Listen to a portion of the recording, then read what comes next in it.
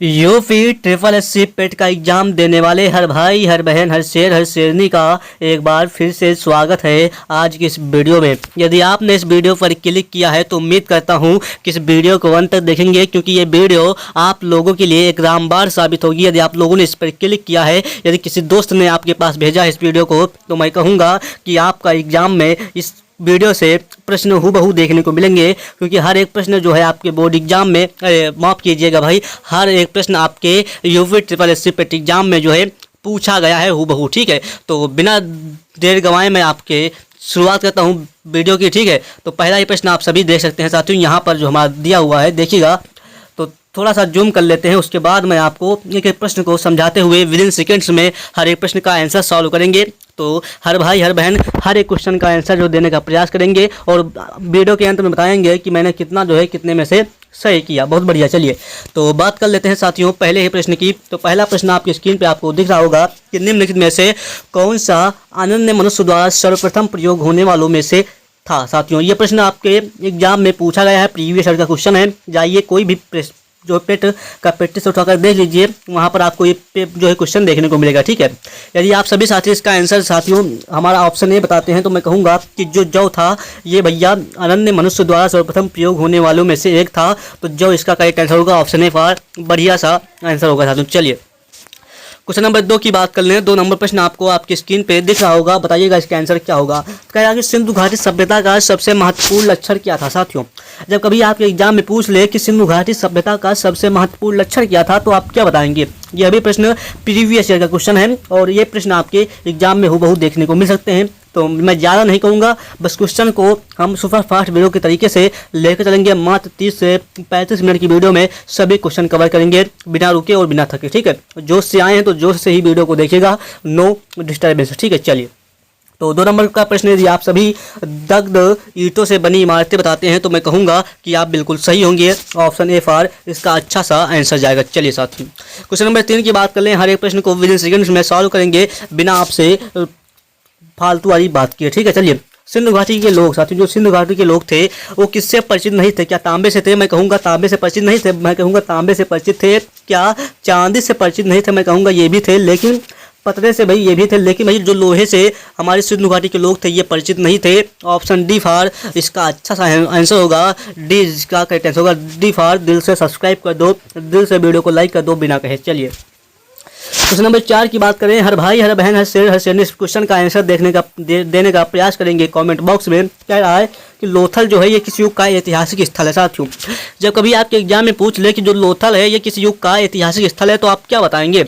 यदि आप सभी इसका आंसर हमारा साथियों सिंधु घाटी युग बताते हैं तो मैं कहूँगा कि आप बिल्कुल सही होंगे, बिना कहे सी फॉर क्लियर आंसर होगा। सी फॉर कहो ना कि आपके क्वेश्चन आपके एग्जाम में पूछने के चांसेस बनते हैं। चलिए तो क्वेश्चन नंबर 5 की बात कर लें। कह रहा कि सबसे पुराना वेद। साथियों जब कभी आपके एग्जाम में पूछे सबसे पुराना वेद, तो आप सभी जानते हैं जो ऋग्वेद है ये सबसे पुराना वेद है। और अथर्ववेद को भैया वशीकरण जादू टोना संबंधी इसमें जितने भी हैं उन प्रावधान है। ठीक है, और बाकी सामवेद को भारतीय संगीत का मूल वेद कहा जाता है, सामवेद को। चलिए क्वेश्चन नंबर 6 की बात कर लें। 6 नंबर कह रहा है साथियों कि ऋग्वेद में वर्णित सबसे आम अपराध क्या है। साथियों जब कहे कि ऋग्वेद में वर्णित सबसे आम अपराध क्या था, तो क्या पशु चोरी थी, अपहरण था, हत्या थी या फिर बलात्कार था। तो बताइएगा इसका 6 नंबर प्रश्न का ऑप्शन। यदि आप सभी कहते हैं कि जो सबसे आम अपराध था भैया वो पशु चोरी थी, ऋग्वेद में वर्णित जो सबसे आम अपराध था वो पशु चोरी थी, ऑप्शन ए फॉर इसका अच्छा सा आंसर होगा, बिना कहे बिना रुके। चलिए सत्यमेव जयते लिया गया है। साथियों आप सभी जानते हैं कि सत्यमेव जयते हमारा उपनिषद से लिया गया है, और उपनिषद से कौन से उपनिषद से लिया गया है, तो आप बताइएगा। जो सत्यमेव जयते ये वाक्य जो हमारा राष्ट्रीय वाक्य है ये भैया हमारा जो मुंडक उपनिषद से लिया गया है, यानी कि मुंडक उपनिषद से हमारा जो सत्यमेव जयते लिया गया है, ऑप्शन ए फॉर इसका अच्छा सा बढ़िया सा आंसर होगा, बिना कुछ कहे बिना कुछ रुके। चलिए एक बार ए फॉर जो है आओ ना वीडियो में कभी मिलने। चलिए तो कह रहा है साथियों कि निम्न में से कौन सी कला जो है जैन धर्म से संबंधित प्रेरणा हुई। साथियों कह रहा कि निम्न में से कौन सी कला को जैन धर्म से प्रेरणा प्राप्त हुई। क्या बताएंगे, गांधार, मथुरा, शंगु या फिर इनमें से कोई नहीं।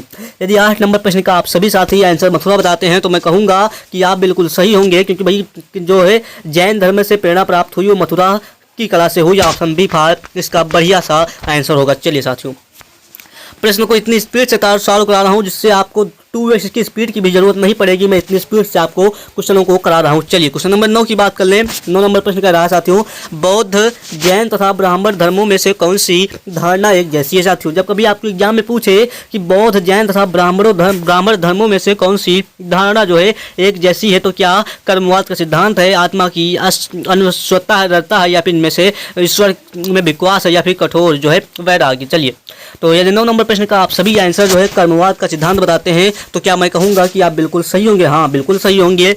यदि आप एक साल लगाते हैं तो आप कहीं ना कहीं इस प्रश्न को सही किए हैं बहुत ही अच्छी तरीके से। चलिए साथियों क्वेश्चन नंबर 10 की बात करें। 10 नंबर इस टाइप आपको दिख रहा होगा साथियों। जब कभी आपके एग्जाम में पूछ ले कि जैन धर्म के 23वें तीर्थंकर कौन थे। साथियों जब कभी पूछे कि जैन धर्म के 23वें तीर्थंकर कौन थे, क्या महावीर प्रसाद स्वामी थे, तो मैं कहूँगा कि महावीर स्वामी नहीं थे। 10 नंबर पर प्रश्न का यदि आप सभी ऑप्शन जो है महावीर स्वामी लगाते हैं तो मैं कहूँगा कि आप बिल्कुल गलत होंगे। जो महावीर स्वामी थे ये 24वें तीर्थंकर थे, जो कि अंतिम जैन धर्म के अंतिम यानी कि 24वें तीर्थंकर थे। कौन? महावीर स्वामी। लेकिन जो हमारे पार्श्वनाथ थे साथियों, कौन थे भाई? पार्श्वनाथ थे भैया, ये 23वें तीर्थंकर थे। ऑप्शन सी फार बढ़िया सा क्लियर सा आंसर होगा साथियों। चलिए क्वेश्चन नंबर 11 की बात कर लें। जैन धर्मावलंबी महावीर को अंतिम क्या मानते हैं। साथियों जैन धर्मावलंबी महावीर को अंतिम क्या मानते हैं, क्या अंतिम तीर्थंकर मानते हैं? मैं कहूँगा कि बिल्कुल सही होगा कि भाई जो जैन धर्मावलंबी हैं भैया महावीर को अंतिम तीर्थंकर मानते हैं, कि जो कि 24वें तीर्थंकर थे अंतिम। चलिए बहुत बढ़िया साथियों। चलिए तो क्वेश्चन नंबर बात कर लें 12 नंबर प्रश्न की। तो कहेगा कि श्वेतांबर और दिगंबर जो है किस धर्म से संबंधित हैं, या फिर किस धर्म के हैं? तो क्या बौद्ध मत के हैं, क्या जैन मत के हैं, या हिंदू या फिर सिख मत के हैं? तो यदि 12 नंबर प्रश्न का आप सभी ऑप्शन जैन मत बताते हैं या जैन धर्म बताते हैं तो मैं कहूँगा कि आप बिल्कुल सही होंगे। जो श्वेतांबर हैं और दिगंबर हैं ये जो है जैन धर्म से संबंधित हैं। ऑप्शन बी फार बढ़िया साहब बिल्कुल अच्छा आंसर होगा साथियों। चलिए क्वेश्चन नंबर 13 की बात कर लें। कह रहा कि बुद्ध जो है ये किस वंश से संबंधित थे। तो क्या बुद्ध जो थे हमारे किस वंश से संबंधित थे? क्या गाना, थिर्क, मौर्य, शाक या फिर कुरु? तो यदि 13 नंबर प्रश्न का ऑप्शन सी शाक के वंश बताते हैं तो मैं कहूँगा कि आप बिल्कुल सही होंगे साथियों। मैं आपको इस वीडियो को 2x की स्पीड में विदिन सेकंड में क्वेश्चन सॉल्व करा रहा हूँ। तो हर भाई, हर बहन, हर शेयर से यही कहूँगा कि भाई वीडियो को लाइक कर देना और हर एक क्वेश्चन का कमेंट में आंसर जरूर देने का प्रयास कीजिएगा। बाकी क्वेश्चन नंबर 14 की बात कर लें।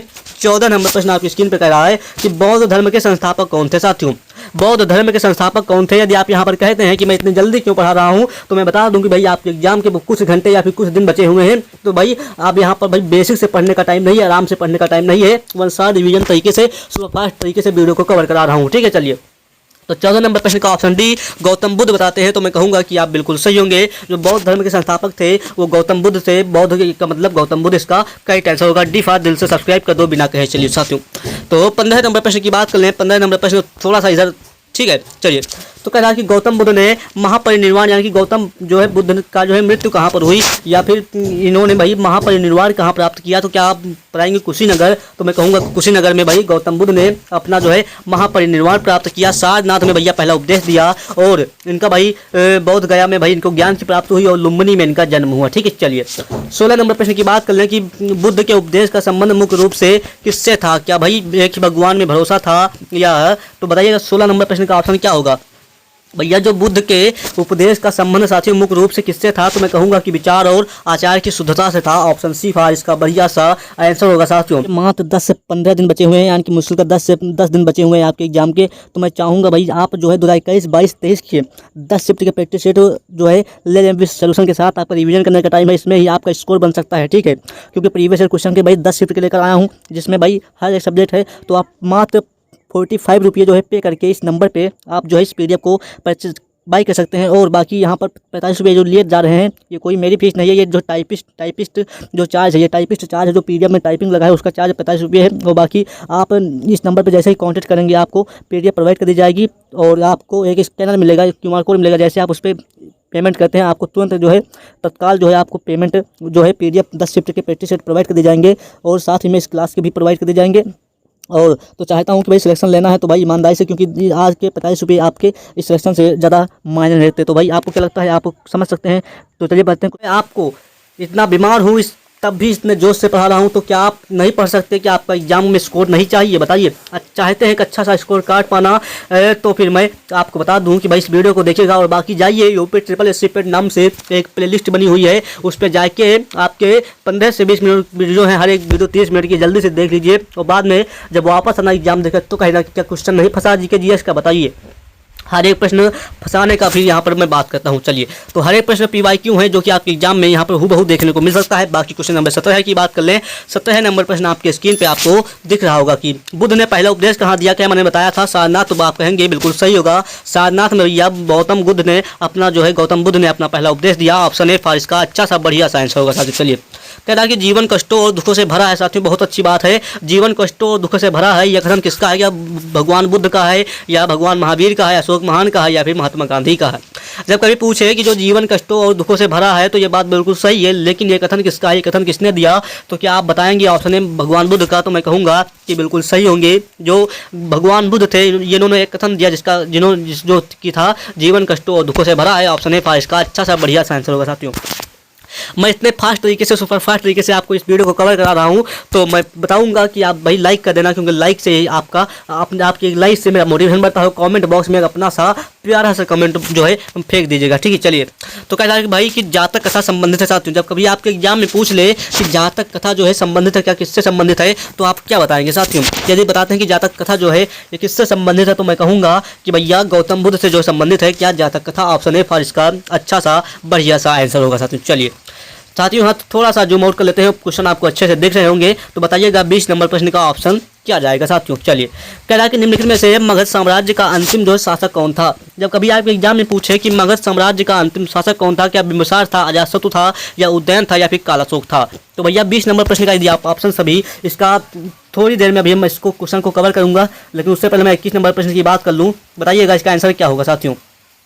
कह रहा है कि चंद्रगुप्त मौर्य के दरबार में आने वाला यूनानी राजदूत कौन था? तो क्या बताएंगे मेगिस्थिनीज था? तो मैं कहूँगा क्या सही होगा इसका आंसर 21 नंबर का? तो मैं कहूँगा कि बिल्कुल मेगिस्थिनीज था। ये भैया चंद्रगुप्त मौर्य के दरबार में आने वाला एक यूनानी राजदूत था। तो पूछेगा आपसे कि चंद्रगुप्त मौर्य का राजदूत कौन था, तो भाई कहेंगे कि मेगिस्थिनीज जो था ये चंद्रगुप्त मौर्य का एक राजदूत था। या इस तरह प्रश्न पूछ सकता है कि मेगिस्थिनीज जो है ये किस राज दरबारी का राजदूत था, तो कहेंगे चंद्रगुप्त मौर्य का राजदूत था मेगिस्थिनीज। इन्होंने भाई एक जो है पुस्तक लिखी, जिसको इंडिका नामक पुस्तक किसने लिखी? तो मेगास्थनीज ने लिखी। बाकी क्वेश्चन नंबर 22 की बात कर लें। कह रहा है साथियों अशोक के अभिलेखों की लिपि साथियों है। कहेगा कि अब अशोक के अभिलेखों की लिपि कैसी है? तो क्या कहेंगे कि ब्राह्मी है, देवनागरी है, गुरुमुखी है, या फिर श्रद्धा लिपि है? यदि आप 22 नंबर प्रश्न का ऑप्शन सभी साथी ब्राह्मी लिपि बताते हैं, तो क्या मैं कहूँगा आप बिल्कुल सही होंगे, बिल्कुल सही होंगे साथियों। इस वीडियो को शेयर कर दीजिए, क्योंकि इन्हीं क्वेश्चनों से आपके क्वेश्चन फंसने हैं आपके एग्जाम में। चलिए, जब कभी आपसे एग्जाम में पूछ ले कि सांची का स्तूप जो है ये किस शासक ने बनवाया था, तो क्या बताएंगे? भाई जो सांची का स्तूप है ये किस शासक ने बनवाया था? क्या बिंबिसार, अशोक, या फिर हर्षवर्धन, या फिर पुष्यमित्र? बताइएगा 23 नंबर प्रश्न का ऑप्शन। यदि आप ऑप्शन अशोक बताते हैं तो मैं कहूँगा कि आप बिल्कुल सही होंगे। जो सांची का स्तूप था ये भैया हमारे अशोक ने बनवाया था, सम्राट अशोक ने। बी फार इसका बढ़िया सा बिल्कुल सा आंसर होगा। बी फार कह रहा हूँ कि बी फार जो है बार बार वीडियो को देख कर लाइक कर दो बिना कहे, ठीक है। चलिए, तो चलिए क्वेश्चन नंबर 24 की बात कर लें। 24 नंबर सब साथियों कह रहा है कि किस नगर को पूर्व का सिराज के नाम से जाना जाता है? तो क्या आगरा, अलीगढ़, या फिर जौनपुर, या फिर हैदराबाद? जब कभी पूछे कि पूर्व का सिराज नाम से कौन सा नगर जाना जाता है, तो क्या बताएंगे? यदि आप सभी साथी 24 नंबर का अलीगढ़ बताते हैं, तो क्या मैं कहूँगा कि बिल्कुल सही होंगे आप सभी। भाई अलीगढ़ जो है ये पूर्व का सिराज नाम से जाना जाता है, और इस समय जो है अलीगढ़ है वो ताले के लिए प्रसिद्ध है, ठीक है। इस बात को ध्यान रखना। आगरा जो है भैया हमारा पेठा के लिए प्रसिद्ध है। आगरा किस नदी के किनारे स्थित? भैया आगरा जो है हमारी यमुना नदी के किनारे स्थित है। चलिए कुछ नंबर साथियों बात कर लें अगले की, और अगला प्रश्न आपको थोड़ा सा जूम कर लें। आपको उम्मीद करता हूँ कि यह प्रश्न आपको अच्छे से समझ में दिख रहा होगा। चलिए इस प्रश्न को समझने का प्रयास कीजिएगा, और इसका आंसर आप लोग कमेंट में देने का प्रयास कीजिएगा कि भाई भारतीय राष्ट्रवाद के पहले या प्रारंभिक चरण यानी कि भैया पहले और अंतिम चरण, पहले और प्रारंभिक चरण जैसे 1885 और 1905 के बीच के चरण को क्या कहते हैं? जैसे 1885 से 1905 के जो बीच का अंतराल है उसे क्या कहते थे? तो मैं कहूँगा कि मध्यम, उसे मध्यम कहते थे। इस बात को ध्यान रखना, मध्यम चरण कहते थे। जो बीच का अंतराल होता था, जो योजक चिन्ह के बीच में अंतराल होता था, उसे कहते थे मध्यम चरण। चलिए बहुत अच्छी बात है। और 125 नंबर प्रश्न का आंसर देने का प्रयास कीजिएगा सभी साथी कि भारतीय राष्ट्रीय कांग्रेस के अधिवेशन की सर्वप्रथम किस मुसलमान ने अध्यक्षता की। तो क्या बताएंगे, तो भैया भारतीय राष्ट्रीय कांग्रेस यानी कि इंडियन नेशनल कांग्रेस के अधिवेशन की सर्वप्रथम किस मुसलमान ने अध्यक्षता की। तो क्या बताएंगे आप 125 नंबर का ऑप्शन बरुद्दुद्दीन तैयबाजी बताते हैं। तो मैं कहूँगा ऑप्शन डी फार दिल से सब्सक्राइब कर दो बिना कुछ कहे। चलिए बहुत अच्छी बात है। तो जब कहेगा कि बंगाल का विभाजन कब हुआ, तो मैं कहूँगा 1905 में हुआ, लेकिन किस ब्रिटिश वायसराय द्वारा किया गया था, तो बताइएगा। 19 नंबर प्रश्न का भाई, तो आप कहेंगे यदि 126 नंबर प्रश्न की बात कर ले तो कह रहा है कि भाई करजन, जो बंगाल का विभाजन हुआ वो 1905 में हुआ, बिल्कुल सही है, लेकिन ये ब्रिटिश वायसराय करजन द्वारा किया गया था। ऑप्शन बी फार इसका बढ़िया सा बिल्कुल सा करेक्ट आंसर होगा साथियों। चलिए क्वेश्चन नंबर 27 की बात कर लें, यानी कि 127 नंबर जो प्रश्न कह रहा है साथियों कि 1905 में बंगाल के विभाजन के दौरान भारत के वायसराय कौन थे। ये प्रश्न पूछता है आपसे, तो क्या बताएंगे। जब कभी पूछे कि 1905 में बंगाल का विभाजन हुआ, बिल्कुल सही है, लेकिन इसके दौरान जो है भारत के वायसराय कौन थे, तो कौन थे बताइए जल्दी से। यदि आप सभी साथी लॉर्ड कर्जन बताते हैं तो मैं कहूँगा कि आप बिल्कुल सही होंगे। अभी इस प्रश्न को मैंने आंसर आगे जाना, ठीक है। तो ऑप्शन ए फार इसका अच्छा सा आंसर होगा। बाकी क्वेश्चन नंबर 28 की बात कर लें। 28 नंबर कह रहा है कि भारत जो है ब्रिटिश भारत सरकार ने बंगाल के विभाजन को लागू करने के लिए निर्णय की घोषणा कब की थी, तो क्या बताएंगे। यदि आप 128 नंबर प्रश्न का ऑप्शन साथियों क्या बताते हैं, 128 नंबर प्रश्न का ऑप्शन 19 जुलाई 1905 बताते हैं, तो मैं कहूँगा कि आप बिल्कुल सही होंगे। जो ब्रिटिश भारत सरकार ने बंगाल के विभाजन को लागू के निर्णय की घोषणा जो की थी वो 19 जुलाई 1905 को की थी। बहुत अच्छी बात। चलिए क्वेश्चन नंबर बात कर लें आगे की ओर, लेकिन उससे पहले बता दूं कि भाई आपके एग्जाम के बहुत कम टाइम बचा हुआ है, तो आधी अधूरी ज्ञान और आधा अधूरा क्लास एग्जाम हाल में हमेशा खतरनाक साबित होता है। तो मैं कहूँगा कि वीडियो देखना तो पूरी तरीके से देखना, क्योंकि ईमानदारी से क्लिक किया था तो ईमानदारी से देखना, क्योंकि ईमानदारी में कोई बेईमानी नहीं होती। चलिए उतना बड़ा चैनल नहीं, लेकिन भाई चैनल पे जो पढ़ाता हूँ उस क्वेश्चन में एग्जाम में आने के चांसेस बनते हैं यहाँ से, ठीक है। चलिए एग्जाम कुल आपके लिए निरंतर लगा हुआ है, तो सब्सक्राइब करके जाइए, वीडियो देख लीजिए। और आपकी रोजाना वीडियो मिलती है, एक में 2 वीडियो आपको प्रोवाइड की जाती है हमारे चैनल द्वारा, जो कि जीके जीएस से होती है। तो जल्दी से जाइए और इस वीडियो को देखिए, बाकी सब्सक्राइब करके हमारी वीडियो लाइक कर दीजिए। क्वेश्चन नंबर आगे की बात कर लें, यानी कि 129 नंबर का रहा साथियों कि निम्नलिखित में से किसने बंगाल के विभाजन यानी कि 1905 के विरोध में हुए आंदोलन का नेतृत्व किया था। किसने किया था जल्दी से बताइए। यदि 129 नंबर प्रश्न का ऑप्शन है सुरेंद्र नाथ बनर्जी बताते हैं, तो मैं कहूँगा कि आप बिल्कुल सही होंगे। भैया बंगाल के विभाजन यानी कि 1905 के विरोध में हुए आंदोलन का नेतृत्व जो है सुरेंद्र नाथ बनर्जी ने किया था। ऑप्शन ए फार इसका बढ़िया सा अच्छा सा आंसर होगा साथियों। चलिए कह रहा साथियों अंग्रेजों से आज़ादी के लिए लड़ रहे भारतीयों द्वारा उठाई गई शपथ कि वे सिर्फ भारतीय निर्मित सामानों विशेष रूप से कपड़े का उपयोग करेंगे को आंदोलन कहा जाता था। तो भाई यहाँ पर थोड़ा सा ऑप्शन नहीं दिया हुआ है, इसकी बात कर लेते हैं आगे। तो उससे पहले मैं आपको बता दूँ 131 नंबर प्रश्न आपके स्क्रीन पे आपको अच्छे से दिख रहा होगा, नहीं दिख रहा है साथियों। चलिए अब दिख रहा होगा, बहुत अच्छी बात। चलिए साथियों जब आपके एग्जाम में पूछे कि लॉर्ड कर्जन के बंगाल विभाजन के पीछे जो है निम्नलिखित में से कौन एक मकसद नहीं था, क्या भाई बंगाली राष्ट्रीयता के मूल पर हमला करना बताइए। यदि 131 नंबर प्रश्न का ऑप्शन बताते हैं तो मैं कहूँगा इसका मकसद नहीं था भाई, ये बिल्कुल गलत होगा। बाकी बांटो और शासन करो की नीति भाई ये भी बिल्कुल जो हमारा था, ये लॉर्ड कर्जन के बंगाल विभाजन के पीछे जो है ये ब्रिटिश राज की शक्ति का प्रदर्शन करना एक मकसद नहीं था। ऑप्शन सी फार इसका क्लियर सा बढ़िया सा आंसर होगा साथियों। चलिए क्वेश्चन नंबर 132 की बात कर लें साथियों। 132 नंबर कह रहा है कि ओडिशा का प्रमुख शास्त्रीय नृत्य क्या है साथियों। जब कभी आपके एग्जाम में पूछे कि ओडिशा का प्रमुख शास्त्रीय नृत्य क्या है तो क्या बताएंगे, कथक है या ओडिसी है। तो मैं कहूँगा ओडिसी है, ये ओडिशा का एक प्रमुख शास्त्रीय नृत्य। बहुत अच्छी बात है। डी फार दिल से सब्सक्राइब कर दो बिना कुछ कहे, वीडियो अच्छी लगी रही होगी, मुझे इस बात की उम्मीद है। चलिए साथियों जब कभी आपके एग्जाम में पूछ लेंगे भाई कठपुतली जो है, कठपुतली आप लोगों ने सुना होगा, ये किस राज्य का प्रमुख लोक नृत्य है, तो कहेंगे राजस्थान का। राजस्थान का साथियों जो कठपुतली है ये राजस्थान का एक प्रमुख लोक नृत्य है। ऑप्शन ए फार इसका अच्छा सा बढ़िया सा आंसर जाएगा। चलिए साथियों क्वेश्चन नंबर 134 की बात कर लें। 134 नंबर कह रहा है साथियों कि कर्नाटक, यहाँ पर देखिएगा एक बात ध्यान दीजिएगा कि कर्नाटक का प्रमुख लोक नृत्य है साथियों। जब कभी आपके एग्जाम में पूछ ले क्या घूमर है, तो मैं कहूँगा घूमर बिल्कुल नहीं है। तो कौन सा है भाई, छऊ है क्या, तो बताइएगा 134 नंबर प्रश्न का ऑप्शन। तो यदि आप सभी साथी 134 नंबर का यक्षगान बताते हैं, जो कर्नाटक का एक प्रमुख लोक नृत्य है यक्षगान, ठीक है। यक्षगान जो है ये कर्नाटक का एक प्रमुख लोक नृत्य है। ऑप्शन बी फार इसका बढ़िया सा आंसर जाएगा साथियों। चलिए जब कभी आपसे एग्जाम में पूछे तो भैया पंजाब का प्रमुख लोक नृत्य क्या है, तो आप क्या बताएंगे। जब कभी पूछ ले कि भाई पंजाब का प्रमुख लोक नृत्य क्या है तो क्या बताएंगे, क्या बिहू जो है, मैं कहूँगा कि बिहू जो है ये असम का जो है लोक नृत्य है, ठीक है, प्रमुख। और जो भांगड़ा हमारा है ये पंजाब का लोक नृत्य है। ऑप्शन ए फारिस का अच्छा सा बढ़िया सा आंसर जाएगा। यहीं पर बिहू जो है असम का एक प्रसिद्ध जो है प्रमुख लोक नृत्य है, इस बात को ध्यान रखिएगा। बाकी घंटा मर्दाला जो है प्रमुख लोक नृत्य है कि कहाँ का है भाई, जब कभी आपके एग्जाम में पूछे कि भाई जो घंटा मर्दाला ये प्रमुख लोक नृत्य है क्या उत्तर प्रदेश का है, मैं कहूँगा बिल्कुल नहीं साथियों। क्या हरियाणा का है तो बताइएगा। यदि आप 136 नंबर प्रश्न का ऑप्शन सी आंध्र प्रदेश बताते हैं, जो भाई घंटा मर्दाला है ये भैया आंध्र प्रदेश का एक प्रमुख लोक नृत्य है, लेकिन जो हमारा हरियाणा है इसका भी नहीं है, ना ही गुजरात का चाहते हो। चलिए हमारा ऑप्शन जो जाएगा ऑप्शन सी के पास। सी फार सब्सक्राइब कर दो बिना कहे। सी फार भाई कहो ना कि वीडियो अच्छी है, सी फार कहो ना कि वीडियो अच्छी है, कॉमेंट में बताइए, ठीक है। चलिए भाई जब कभी आपके एग्जाम में पूछ ले कि गरबा जो है ये कहाँ का लोक नृत्य है साथियों, जब कहीं कहे कि गरबा कहाँ का लोक नृत्य है, क्या महाराष्ट्र का है, बिहार का है, झारखंड का है या फिर गुजरात का है साथियों, तो क्या 137 नंबर प्रश्न का आप सभी साथी ऑप्शन बी गुजरात बताते हैं, तो मैं कहूँगा कि भाई जो गरबा है ये गुजरात का एक प्रमुख लोक नृत्य है। गा से गरबा या गा से गुजरात, इस बात को ध्यान रखिएगा, इस तरह आप इसको याद कर सकते हैं साथियों। गुजरात में गा आता है और गरबा में गा आता है, गा से गा गुजरात। चलिए बहुत अच्छी बात है, बहुत बढ़िया। चलिए जब कभी आपके एग्जाम में पूछे कि छऊ जो है ये किस राज्य का प्रमुख लोक नृत्य है साथियों, क्या छऊ जो है ये किस राज्य का प्रमुख लोक नृत्य है, तो क्या मैं बताऊंगा कि मध्य प्रदेश, तो क्या बताएंगे बताइए। 138 नंबर प्रश्न का ऑप्शन सी झारखंड बताते हैं, तो मैं कहूंगा कि आप बिल्कुल सही होंगे। जो छऊ है ये झारखंड का एक प्रसिद्ध लोक नृत्य है। ऑप्शन सी फार कहो ना कि वीडियो अच्छी है, बहुत अच्छी बात। चलिए 139 नंबर प्रश्न की बात कर ले, कह रहा है साथियों कि निम्नलिखित में से कौन सा युग्म सुमेलित जो है साथियों, कौन सा युग्म सुमेलित है, क्या मैं कहूँगा कि भाई ये बताइएगा जल्दी से।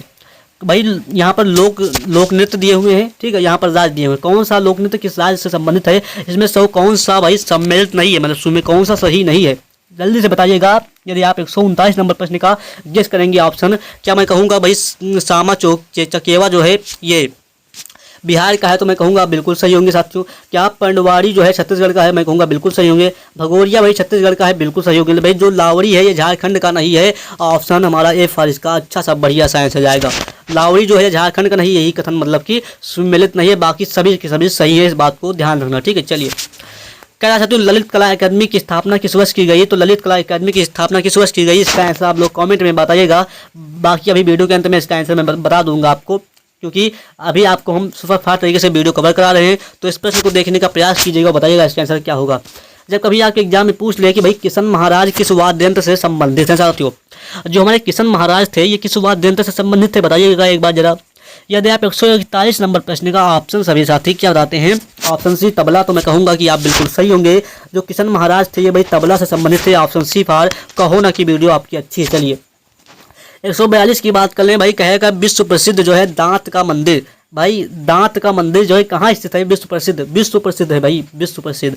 तो दांत का मंदिर कहाँ स्थित है, तो क्या भाई बोध गया में है, तो रंगून में है, या फिर कैंडी, या फिर कोलंबो, तो बताइएगा 142 नंबर प्रश्न का ऑप्शन क्या होगा।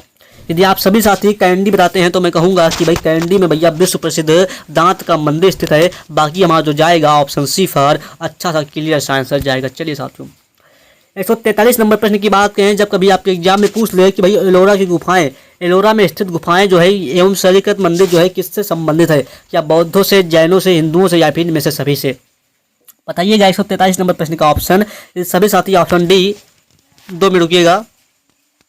चलिए 142 143, तो भैया जो एलोरा स्थित गुफाएं हैं ये किससे संबंधित है, तो मैं कहूँगा कि बौद्धों से भी ये संबंधित है, जैनों से भी संबंधित है और हिंदुओं से भी संबंधित, यानी कि इनमें से सभी। ऑप्शन डी फार दिल से सब्सक्राइब कर दो बिना कुछ कहे, बहुत अच्छी बात। चलिए जब कभी आपके एग्जाम में पूछ ले कि माउंट आबू में दिलवाड़ा मंदिर है साथियों, माउंट आबू में जो दिलवाड़ा मंदिर है ये भैया किससे संबंधित है, मैं कहूँगा कि जैन धर्म से जो है दिलवाड़ा मंदिर जो है प्रसिद्ध दिलवाड़ा मंदिर ये जैन धर्म से संबंधित है। ऑप्शन बी फार बढ़िया सा अच्छा सा आंसर होगा साथियों। चलिए बहुत अच्छी बात है। जब कभी कहे कि शेख सलीम चिश्ती की दरगाह कहाँ है साथियों, जो शेख सलीम चिश्ती की दरगाह कहाँ है, क्या फतेहपुर सिकरी में है, बताइएगा इसका आंसर क्या होगा।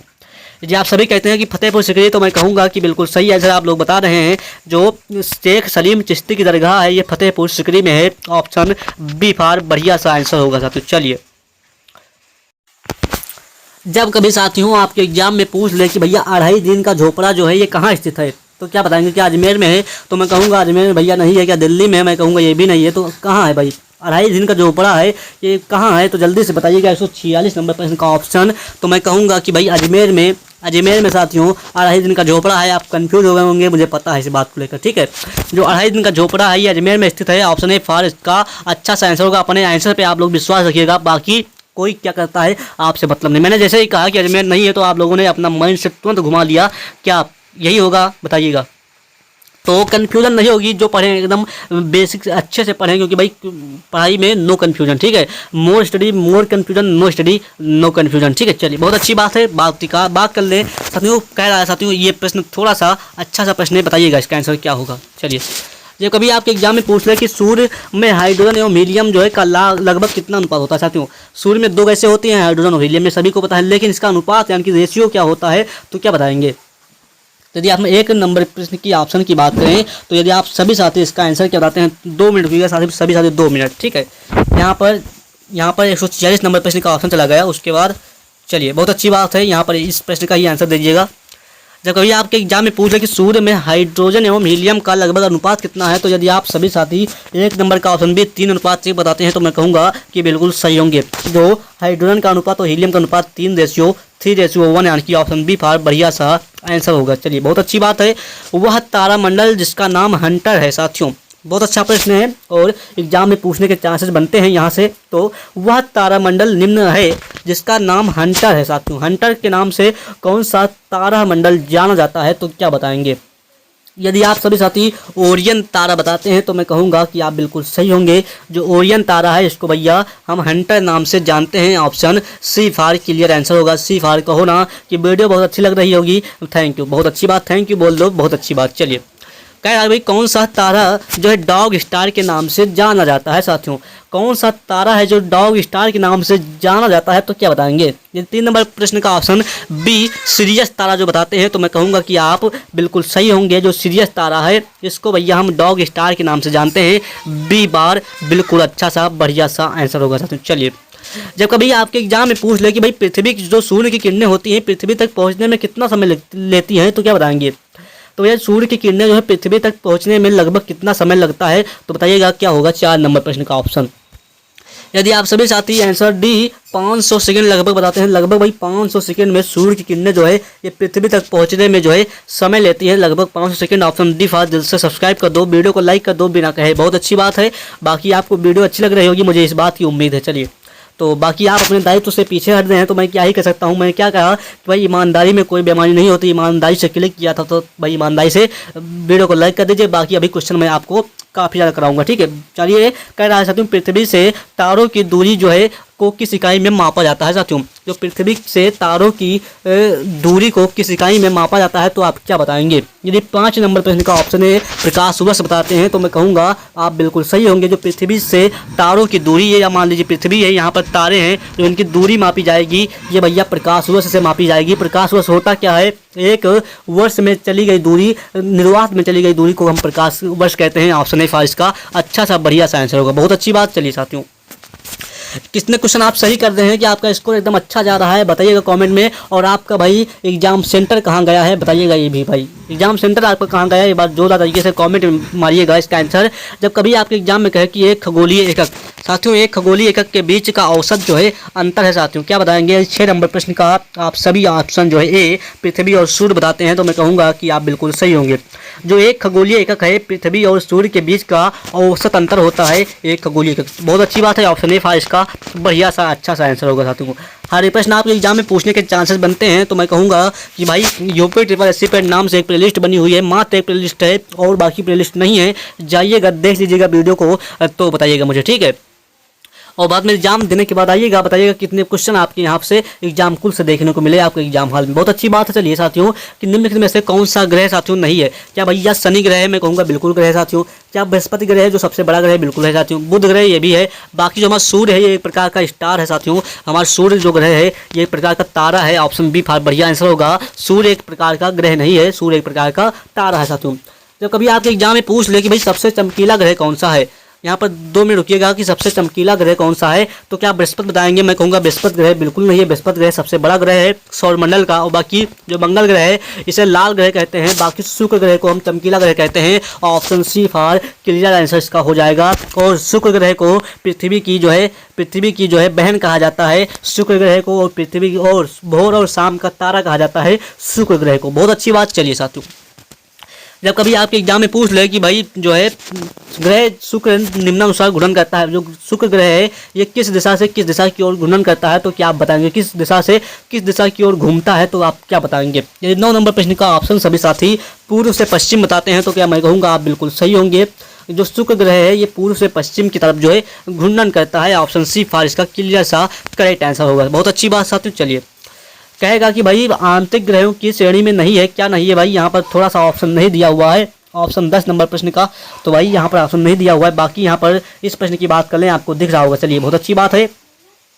जब कभी आपके एग्जाम में पूछ ले कि भैया निम्नलिखित में से किस खगोलीय पिंड को उल्का पिंड के रूप में भी जाना जाता है, तो क्या बताएंगे? किस खगोलीय पिंड को उल्का पिंड के रूप से जाना जाता है, तो आप क्या बताएंगे? यदि आप भाई क्या बताएंगे उल्का पिंड बताते हैं तो मैं कहूँगा कि आप बिल्कुल सही होंगे। भाई खगोलीय पिंड को भैया उल्का के रूप में जाना जाता है, तो उल्का पिंड जो होता है हमारा एस्टेरॉयड होता है उसको भैया हम उल्का पिंड कहते हैं। ऑप्शन ए फर्स्ट का अच्छा सा आंसर होगा। आप लोगों ने कभी ना कभी सुना होगा कि भाई पृथ्वी नष्ट हो जाएगी, वहाँ पर उल्का पिंड गिरेगा। भाई कहाँ गिरता है? नहीं गिरता है ना।